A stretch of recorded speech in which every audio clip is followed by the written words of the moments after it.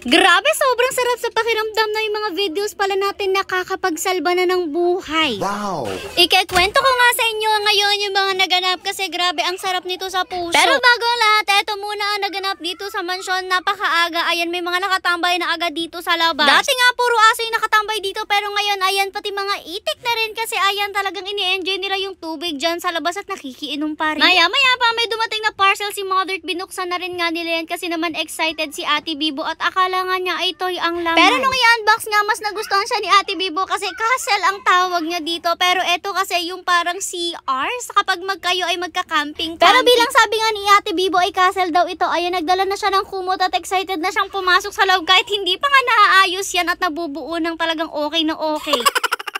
O, diba nakakaloka? Excited si Ate Bibo sa pa-castle niya. Naalala rin nga ni Mother na may tira pang chicken joy dito sa atin. Kaya naman sabi niya ibibigay na lang rin nga daw niya dito kay Achichi. At in fairness nilafang naman niya talaga. Minsan lang rin nga kasi talaga mabigyan natin si Achichi ng something masarap. Kaya ayan, isang buong chicken. Pero huwag kayo mag-alala. Talagang tikim lang yan at maya-maya ay hinimay-himay rin ni Mother. Maya-maya pa dumating na nga ating pinakahihintay na bisita. At pumasok sila dito sa loob ng mansyon para kilalanin at finally makita ang pack members. Pero alam nyo ba, napakalaking dream come true ito daw para sa kanila. At actually lalong-lalo na para kay Kuya. Kung makikita nyo si Kuyang nakaputi, talagang avid fan po daw natin siya. At alam nyo ba, sobrang sarap din sa pakiramdam ng ikwento niya na nasalba nga daw natin ang buhay niya noong nasa part siya ng depression. At eto nga, ikikwento ko sa inyo lahat ng kinuwento nila sa atin at hoping na maikwento ko sa inyo ng maayos at tama yung detalyeng maibigay ko. Anyway, si Kuya nga pala ay viewer pa natin nung tayo ay nasa YouTube pala. Kumbaga, isa nga siya sa mga viewers, fans, or followers natin na talagang nanonood sa atin noon. Naabutan pa rin nga daw niya si Snowball at pati na rin nga iba pa natin mga pack members na maliliit pa noon. Pero sa gitna nga ng kasiyahan niya sa panonood ng mga videos namin everyday ay may nararamdaman rin siya. Kasi alam niyo ba guys, nung time na talagang nood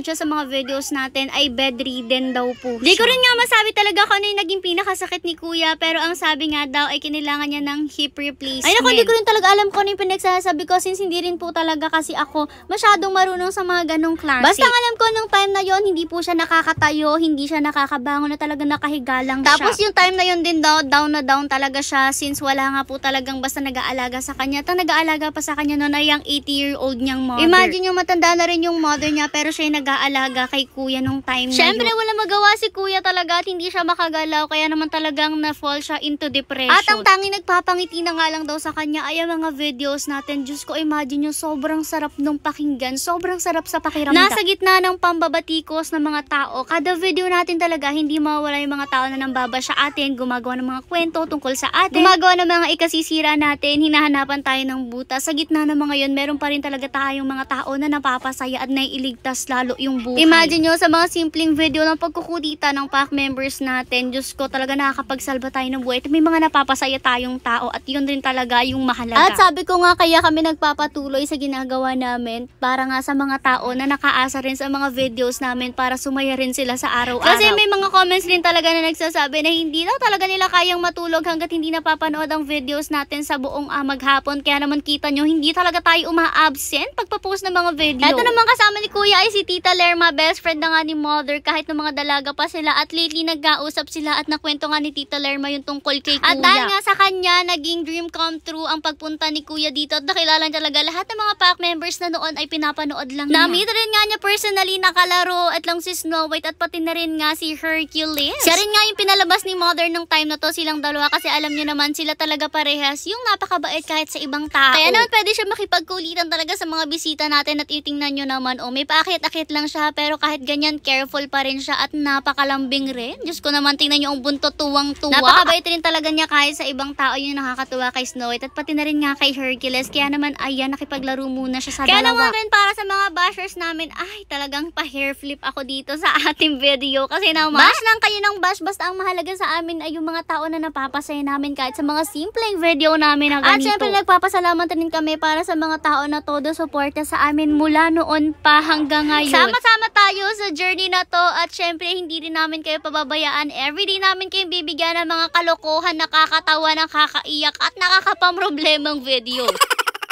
Ika nga nila, we're all in this together at hindi mawawala ang Husky Pack TV basta nandyan kayong lahat. Anyways, after nga po nilang magkulitan dalawa dyan, ay pinakit na rin nga itong si Snow White at pinasok na rin nga si Hercules para makapahinga na rin sila since nakalibot na rin nga sina kuya at sina tita dito sa loob ng ating mansyon. Nakipagkulitan lang rin nga sila ng konti dito sa ating mga puppies. Eto namang mga to, tingnan nyo, talagang sakmal-sakmal ang kamay ni Tita Lerma pero laro lang naman niya yun. Ganyan kasi talaga mga puppies, malaro talaga sila at makagat-kagat yung mga yan pero mabait naman talaga yung mga yan at yung kagat nila is play bite lang rin talaga. After nga dyan, nagmerienda lang rin naman kami ng konti at syempre konting chikahan at catch up since matagal rin hindi nagkita si mother at si tita. Tapos niyaya na rin nga namin sila na sumimba. Syempre sinama na rin namin sila tapos diretso na rin nga kami sa paglafan. Bali manap na lang rin nga kami ng restaurant kasi nga nung time na to halos punuan na dahil linggo. Pero ayun nga, super nag-enjoy rin kami sa experience na to at super thankful rin kami kay kuya pati na rin nga kay Tita Lerma. At inuulit ko, thank you so much sa lahat na sumusuporta sa amin. Mahal na mahal namin kayong lahat.